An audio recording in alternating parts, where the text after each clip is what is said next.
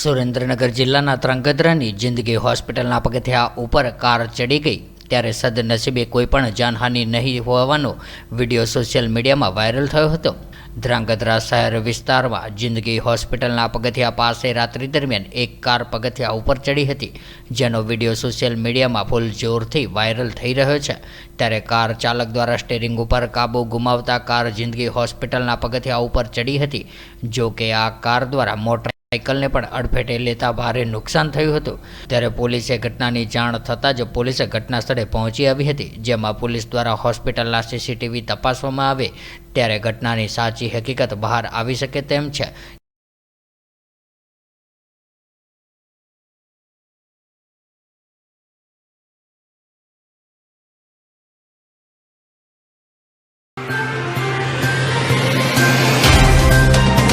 तो WhatsApp, Twitter, Facebook, Insta जहाँ भी आपका अकाउंट है, इसे शेयर बटन के द्वारा वहाँ पर शेयर करें।